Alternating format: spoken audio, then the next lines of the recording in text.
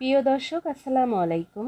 আমি জিনিয়া, ঢাকা মিরপুর থেকে আবারও চলে আসলাম নতুন আরেকটি ভিডিও আপনাদের সঙ্গে শেয়ার করার জন্য। কাছে এবং দূরে, দেশ বা বিদেশ, যে যেখান থেকে আমার এই ভিডিওটি দেখছেন, আশা করছি সবাই অনেক ভালো আছেন। আলহামদুলিল্লাহ, আমিও ভালো আছি। বরাবরের মতো একদমই সহজ আর সুস্বাদু একটি নাস্তার রেসিপি আপনাদের সঙ্গে শেয়ার করছি। আশা করছি রেসিপিটি ভালো লাগবে। একদমই স্পঞ্জি আর ভিতরটা পুরে ভরা। তো এই নাস্তাটা তৈরি করাও অনেক সহজ। তো চলুন দেখে নিই। এখানে 1 কাপ কুসুম গরম দুধ দিচ্ছি, আর দিয়ে দিচ্ছি 2 টেবিল চামচ পরিমাণে চিনি। মিষ্টিটা খেতে না চাইলে স্কিপ করতে পারেন, এখানে 0 ক্যাল ব্যবহার করতে পারেন যাদের সুগার প্রবলেম আছে। আর দিয়ে দিলাম 2 চা চামচ পরিমাণে ইস্ট। ইস্টটাকে এই কুসুম গরম দুধের সঙ্গে একটু নেড়েচেড়ে মিশিয়ে নিচ্ছি। আর এখানে আমি একটু চেলে দিচ্ছি, আমি আটা ব্যবহার করছি, আপনারা চাইলে ময়দাটা দিতে পারেন। ময়দা দিলে এখানে আর চেলে নেওয়ার কোনো প্রয়োজন নাই। তো আটাটা চেলে একটু দিয়ে দিব লবণ, যতটুক লবণ প্রয়োজন স্বাদ অনুযায়ী ঠিক ততটুক লবণ দিয়ে দিচ্ছি। আর এখানে দিয়ে দিব হচ্ছে একটি ডিম। তো আপনারা আপনাদের নাস্তার পরিমাণ অনুযায়ী এখানে ডিমের পরিমাণটা বাড়িয়ে কমিয়ে দিতে পারবেন, এবং এখানে আপনারা ইস্টের পরিমাণটাও বাড়িয়ে কমিয়ে দিতে পারবেন আর যদি আটা ময়দা আরও বেশি পরিমাণে হয়। আমি এখানে 1 কাপ পরিমাণে আটা ব্যবহার করেছি। এখন হাত দিয়ে খুব ভালো করে মেখে নিচ্ছি। আর যেহেতু এটা ইস্ট দেওয়া, সেহেতু একটু আঠালো টাইপের ডো হবে। এর জন্য যেন হাতে লেগে না যায়, এখানে আমি সামান্য তেল দিয়ে দিলাম। তেলটা দিয়ে আবারও খুব ভালো করে আমি এটাকে ময়ান করে নিব, যতক্ষণ না হাতের থেকে খুব সুন্দরভাবে এটা ছুটে আসছে, ঠিক ততক্ষণ পর্যন্ত। এই যে এখন আমরা তেলটাকে খুব ভালো করে মিশিয়ে এটাকে রেস্টে রেখে দিব প্রায় 1 ঘন্টার জন্য। এদিকে আমাদের পুরটা রেডি করে নিব। আর পুরটা রেডি করার জন্য এখানে অল্প পরিমাণে তেল দিয়েছি, আর দিয়ে দিয়েছি 1/2 কাপ পেঁয়াজ কুচি। পেঁয়াজটা একটু ছোটে করে নিচ্ছি যাতে করে পেঁয়াজগুলো নরম হয়ে আসে। ঠিক এই পর্যায়ে দিয়ে দিব আমাদের কেটে রাখা চিকেন। তো আমি এখানে এরকমভাবে লম্বা লম্বা ছোট ছোট কিউব করে চিকেনগুলো কেটে রেখেছি। সেই চিকেনটা দিয়ে স্বাদ অনুযায়ী লবণ দিয়ে একটু নেড়ে চেড়ে নিব। আর চিকেনগুলো যেহেতু পাতলা করে কাটা, তো এইটা হতে বেশি সময় নেবে না। তো এই পর্যায়ে একটু নেড়ে চেড়ে আমি দিয়ে দিব এখানে কালো গোলমরিচের গুঁড়া। আপনাদের হাতের কাছে সাদা গোলমরিচ থাকলে সেটাও ব্যবহার করতে পারবেন। আর দিয়ে দিলাম মিক্সড হার্বস। আর এখন খুব ভালো করে এটাকে মিশিয়ে দিচ্ছি। আর এখন দিয়ে দিব কিছুটা গরম মশলার গুঁড়া। এখানে আমি 1/2 চা চামচ পরিমাণে গরম মশলা ব্যবহার করছি। দিয়ে দিচ্ছি চিলি ফ্লেক্স। চিলি ফ্লেক্সটা না থাকলে যে কোনো কাঁচামরিচও এখানে ব্যবহার করতে পারবেন, বা লাল মরিচের গুঁড়াটাও দিতে পারবেন। এখন খুব ভালো করে এটাকে নেড়েচেড়ে মিশিয়ে নিব। আর একটু সুন্দর কালার আসার জন্য দিয়ে দিচ্ছি সামান্য একটু হলুদের গুঁড়া। এখন হলুদের গুঁড়াটা দিয়েও একটু খুব ভালো করে মিশিয়ে দিচ্ছি। আর মিশিয়ে এটাকে প্রায় 1-2 মিনিটের মতো রান্না করছি।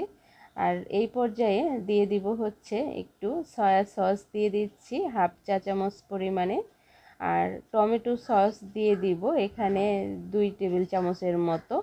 আপনারা আপনাদের স্বাদ অনুযায়ী টমেটো সসটা আরও বাড়িয়ে কমিয়ে দিয়ে নিতে পারবেন, বা টমেটোর পিউরি থাকলে সেটাও ব্যবহার করতে পারবেন। এখন খুব ভালো করে নেড়েচেড়ে এটাকে নামিয়ে নিব, আর একটা সাইডে ঠান্ডা হওয়ার জন্য রেখে দিব। আর এদিকে আমাদের কিন্তু 1 ঘন্টা হয়ে গেছে, আর আমাদের খুব সুন্দরভাবে এই দেখেন ডোটা ফুলে বাবল ক্রিয়েট হয়ে গেছে ভিতরটা। তো আমরা এটাকে একটু হাত দিয়ে একটু আবারও একটু মথে নিব, যাতে করে এটার ভিতরের যে বাবলসগুলো আছে সেই বাবলসগুলো বের হয়ে আসে। তো আমি হাতে একটু আটা লাগিয়ে নিয়েছি যাতে করে এটার হাওয়াগুলো বের হয়ে যায় আর হাতে যেন লেগে না যায়। তো এই যে সবগুলো দেখেন কতগুলো হয়ে গেছিলো, এখন কিন্তু যখন হাওয়াটা বের হয়ে যাচ্ছে তখন কিন্তু আবারও চুপসে যাচ্ছে। তো এই পর্যায়ে এসে আমি যেহেতু একটা নাস্তা বানাবো, সেহেতু আমি এটাকে 2 ভাগ করে নিব। নাস্তার পরিমাণটা যদি আপনারা বেশি বানান, 2টা বানান, সেক্ষেত্রে আপনারা 4 ভাগ করে নেবেন। তো আমি এই নাস্তাটা মানে একটা নাস্তা তৈরি করব, এর জন্য আমি এই যে এরকমভাবে 2 ভাগ করে নিচ্ছি। তো একটু হাত দিয়ে একটু খুব সুন্দর বল তৈরি করে নিচ্ছি এইভাবেই। আর এটাকে কোনো বেলুন টেলুন লাগবে না। তো আমরা একটা এই যে ফ্রি নিয়েছি, আর এই ফ্রিটার মধ্যে একটু আটা ছিটিয়ে দিলাম যাতে করে ফ্রিতে লেগে না যায় আর হাতেও লেগে না আসে। তো এই যে এখানে এইভাবে আমরা একটু হাত দিয়ে ট্যাপ করে করে সুন্দর দুইটা রুটি আকারের শেপ তৈরি করে নিব। এখানে কোনো বেলন টেলনের কোনো প্রয়োজন নাই। এই যে আপনারা আপনাদের রুটির এই নাস্তার সাইজ অনুযায়ী বড় ছোট করে বানিয়ে নেবেন। তো আমি এখানে নিচের যে রুটিটা সেটা একটু পাতলা করে নিয়েছি, আর উপরের যে রুটিটা সেটা একটু ভারী করে নিয়েছি। এর কারণে উপরটা একদমই ব্রেডের মতো একদমই হয়ে যাবে, একদমই স্পঞ্জি আর ফোমি, আর নিচের যে সাইডটা সেটা একদমই সুন্দর টোস্টের মতো হবে। এতে করে খেতে ভালো লাগবে, খুবই ভালো লাগবে। তো এখন আমরা যে পুরটা ছিল সেটা আমরা যে নিচের লেয়ারটা দিয়েছি সেই নিচের লেয়ারের মধ্যে আমরা এই যে এই পুরটাকে এইভাবে যতটুকু আমাদের রুটির আকার সেই রুটির আকারে এইটাকে ছড়িয়ে দিলাম এক মাপ করে।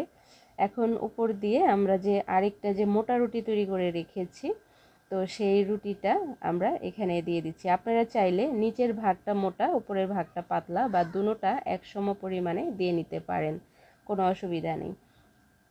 তো এখন আমরা এটাকে একটু মানে ঢেকে রাখবো 2 মিনিটের মতো বা 5 মিনিটের মতো। তো আমি 2 মিনিটের মতো রেখেছিলাম।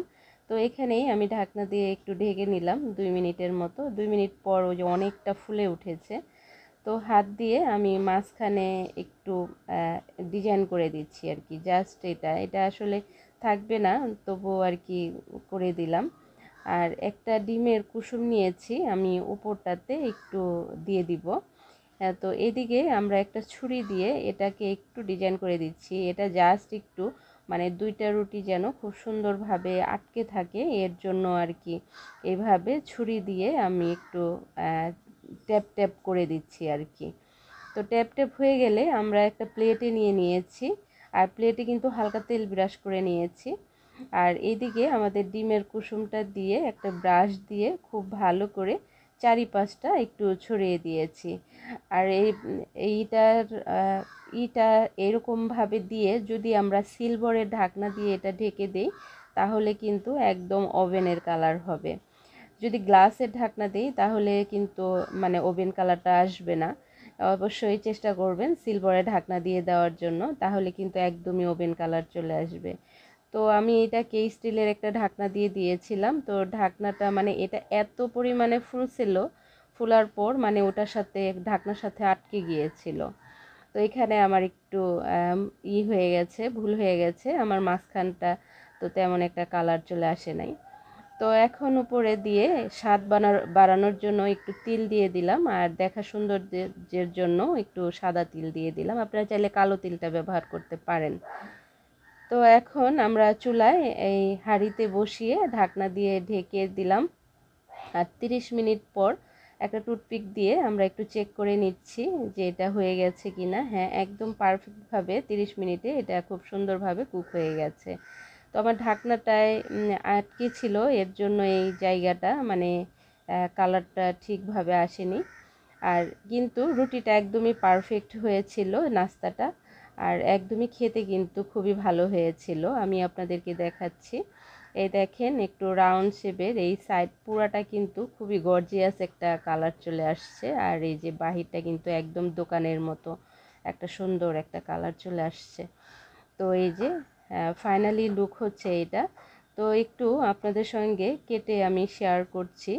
আর এটা এতটাই মানে স্পঞ্জি আর ফমি হয়েছে, মানে দোকানের যে আমরা ব্রেড খাই তার চেয়েতেও খুব ভালো একটা মানে ব্রেডের হয়েছে, স্পঞ্জি হয়েছে এই নাস্তাটা। আর এই নাস্তাটা খেতে কোনো কিছুরই প্রয়োজন নাই, যেহেতু এটা পুরে ভরা, আর এটা খেতেও কিন্তু অন্যরকম একটা স্বাদ ও ঘ্রাণ আছে। তো আপনাদেরকে কেটে আমি একটু দেখিয়ে দিচ্ছি যে ভিতরটা কত সুন্দর হয়েছে। আর বন্ধুরা এখন পর্যন্ত যারা সঙ্গে থেকে ভিডিওটি উপভোগ করছেন তাদেরকে অসংখ্য ধন্যবাদ জানাচ্ছি। নতুন বন্ধু হয়ে যারা আমার চ্যানেলটিকে ভিজিট করেছেন অবশ্যই 24 ঘন্টা অপেক্ষা করবেন। 24 ঘন্টা পর আমিও আসবো আপনাদের চ্যানেলটিকে ভিজিট করে আপনাদের পরিবারের সদস্য হয়ে যাওয়ার জন্য। এই যে দেখেন ভিতরটা কতটা পুরে ভরা আর বাহিরটা কতটা সফট হয়েছে। তো হয়ে গেল আমাদের নাস্তা। ভালো থাকবেন। আল্লাহ হাফেজ। আসসালামু আলাইকুম।